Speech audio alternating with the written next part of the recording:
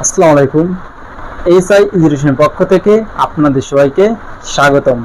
আজকে আমরা ক্লাস করব নবম ও দশম শ্রেণীর সাধারণ গণিত বইয়ের উপর।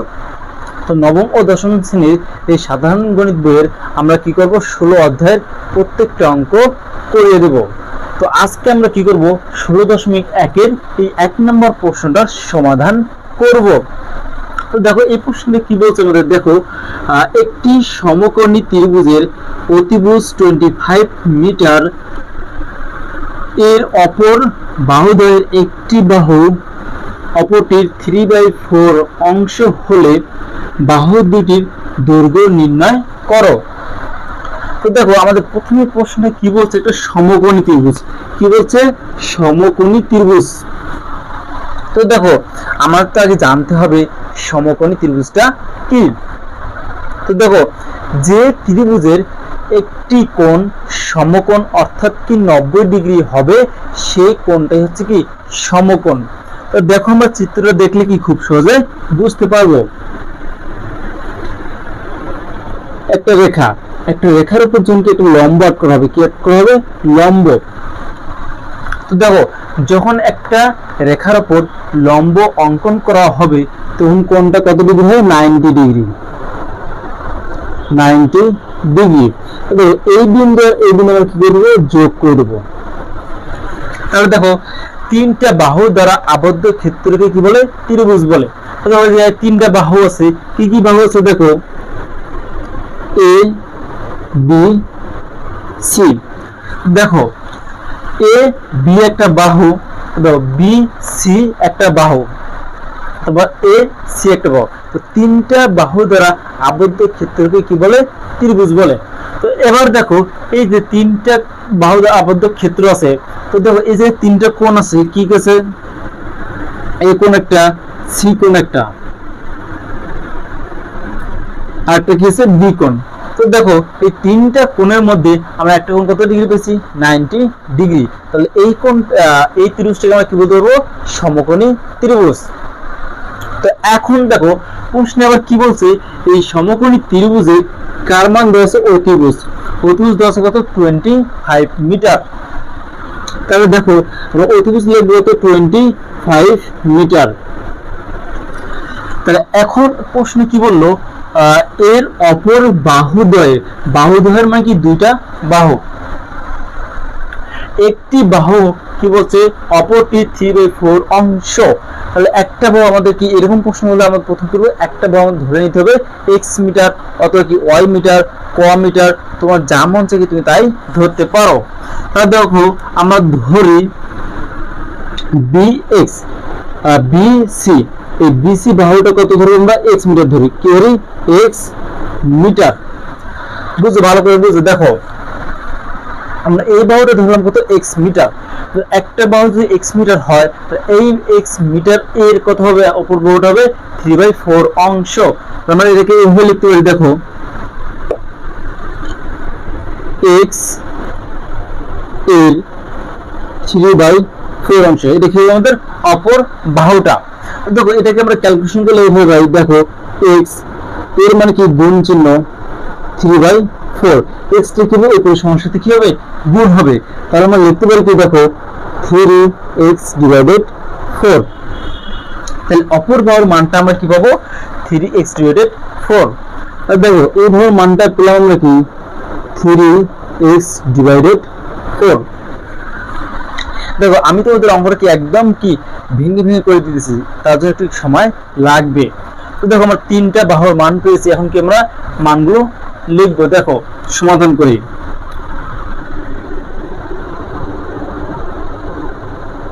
সমাধান। তো আমরা কি লিখবো? এ বি সি সমকোণী ত্রিভুজে কি লিখবো? ত্রিভুজ এ বি সি সমকোণী ত্রিভুজে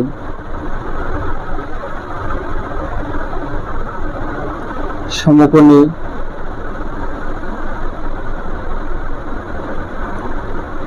ত্রিভুজে। দেখো অতিভুজ আমাদের কি আছে? দেখো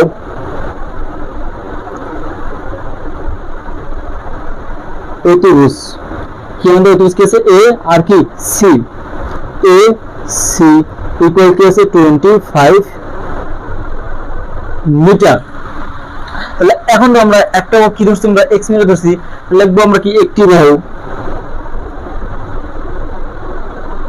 একটি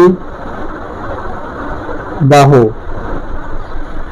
কি ধরছি আমরা B C equal x metre. তাহলে অপর বাহু, অপর বাহু ওর বাহুটা কি আছে আমাদের A B, A B equal 3x divided 4 metre. তাহলে দেখো এই প্রশ্ন অনুসারে আমরা কি এটুকু লিখতে পারবো। তো এখন আমরা কি করব, দেখো আমাদের কি করতে হবে, এই যে x এর মানটা বের করতে হবে। x এর মানটা বের করতে বলে আমরা একটা হোল পাবো, তো এই x এর মানটা এই যে বসতে কি আমরা অপর বাহুটা পাবো, তাহলে দুইটা বাহুর দৈর্ঘ্য আমরা কি বের করতে পারবো। তো এখন আমরা কি করতে হবে, এটা কি ত্রিভুজ, তো এই সমকোণী ত্রিভুজ আমরা কি করব, পিথাগোরাসের উপপাদ্য প্রয়োগ করব। তো দেখো আমরা লিখি কি, পিথাগোরাসের উপপাদ্য প্রয়োগ করে পাই, দেখো ত্রিভুজ এ বি সি এ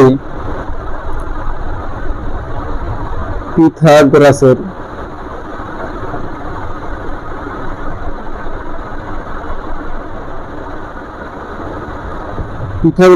উপপাদ্য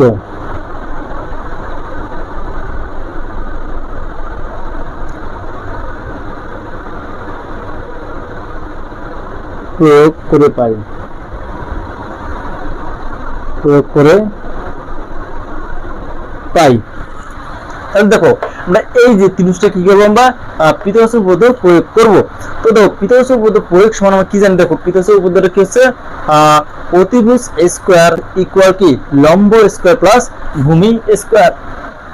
তো এখন আমরা লিখতে পারি কি, দেখো অতিভুজ স্কয়ার, তাহলে অতিভুজ স্কয়ার সমান আমরা কি জানি, দেখো এ সি, তো লিখতে পারি কি A C square equal A B square plus B C square. দেখো এই যে আমরা কি করছি, পিথাগোরাসের উপপাদ্য প্রয়োগ করছি। তাহলে এখন আমরা একটু মান বসিয়ে দেবো, দেখো বা তো এ সি মান কত আছে 25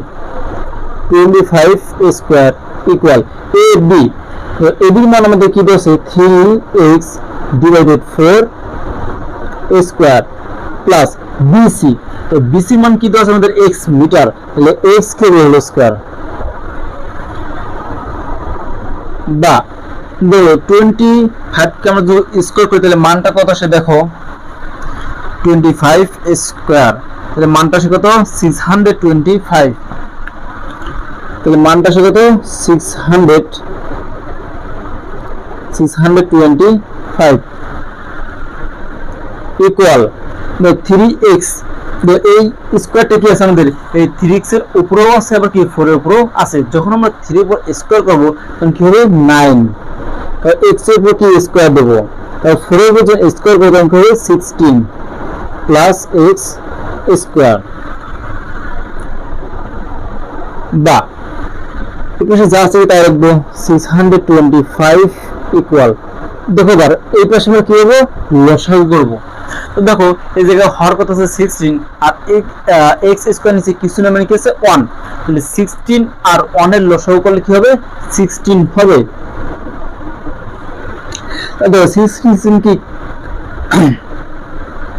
16 দিয়ে যখন আমরা 16 এ ভাগ দেব কত আসবে 1, 1 এর সাথে যখন আমরা লব গুণ করব তখন কি হবে লবটাই হবে, লবে কি আছে 9x স্কয়ার প্লাস, এবার এই x স্কয়ার নিচে কিছু না মানে কি ছিল 1, যখন আমরা এই 1টা দিকে আমরা এই যে লসাগুকে ভাগ দেব তাহলে কি আসবে 16 আসবে।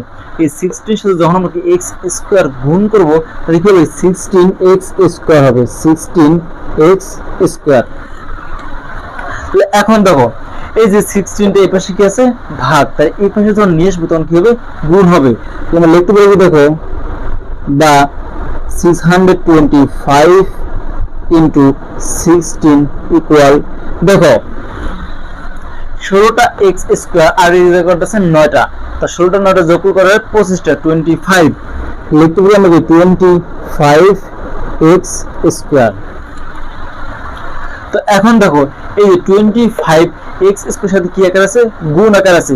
তো 25 টাকে আমরা কি বাম পাশে নিয়ে রেখে দেব, ভাগ হয়ে যাবে। তাহলে একবার আমরা এগুলো লিখতে দেখো, বা x স্কয়ার ইকুয়াল আমরা লিখতে পারি কি 625 ইনটু 16 ডিভাইডেড 25। তাহলে এখন ক্যালকুলেশন করে দেখো কত আসে। 625 ইনটু 16 ইকুয়াল ডিভাইডেড 25। তাহলে মানটা আসে কত, 400। তো দেখো, বা x স্কয়ার ইকুয়াল 400। তো এখন আমরা কি করব, উভয় পাশে দেব বর্গমূল করব। যখন আমরা উভয় পাশে বর্গমূল বাকি রুট করব, উভয় পাশে স্কয়ারটা কাটবো, তাহলে x ইকুয়াল আমরা লিখতে পারি কি √400। তো দেখো √400 এর মান কত আছে, 20। কত আছে, 20। তো এখন দেখো এই যে যখন আমরা রুটের ভিতরে একটা মান নির্ণয় করি তখন কি লিখতে হয়, অ্যানসারে প্লাস মাইনাস লিখতে হয়। কিন্তু এই যে আমরা কি সর্বদা আমাদের কি নিতে হবে, প্লাস মান নিতে হবে। আর কেন আমরা প্লাস মানটা নেই, আর কারণটা হচ্ছে দৈর্ঘ্যের মান কখনো কি আমাদের ঋণাত্মক হয় না, তার জন্য আমরা কি জায়গায় পজিটিভ মানটা নেব। দেখো আমরা x এর মান কত পেয়েছি, 20। তাহলে দেখো আমরা বলতে পারি একটি বাহু BC ইকুয়াল কি 20 মিটার। তাহলে দেখো আমরা অ্যানসার কিভাবে লিখবো,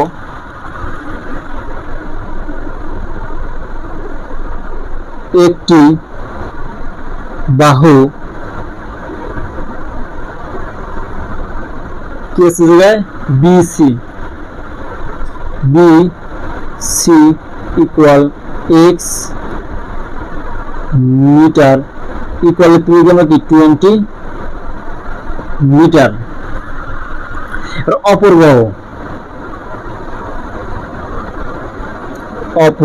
বাহু so a b equal 3x divided 4 metre equal x এর মানটা আমরা বসিয়ে দেব 3 ইনটু x এর মান কত হচ্ছে 20 ডিভাইডেড 4। দেখো এখন দেখো কি 20 কে 4 দিয়ে ভাগ দিলে কত হয়, 5 আর 3 গুণ কত হয় 15। তাহলে অ্যানসার কত আসে, 15 মিটার। দেখো বাহুর দুটার দৈর্ঘ্য আমরা কত বললাম, একটা হচ্ছে কি 20 আর একটা কত 15। তাহলে আশা করি সবাই বুঝতে পারছেন। আর না বুঝলে অবশ্যই কমেন্ট করে জানাতে হবে, তাহলে আমি কি কমেন্টের ভিত্তিতে আবার ভিডিও বানাবো। আর আপনাদের যদি কোনো টপিকসের উপর ভিডিও লাগে তাহলে অবশ্যই আমাকে কমেন্ট করে জানাতে হবে। সবাইকে অসংখ্য ধন্যবাদ।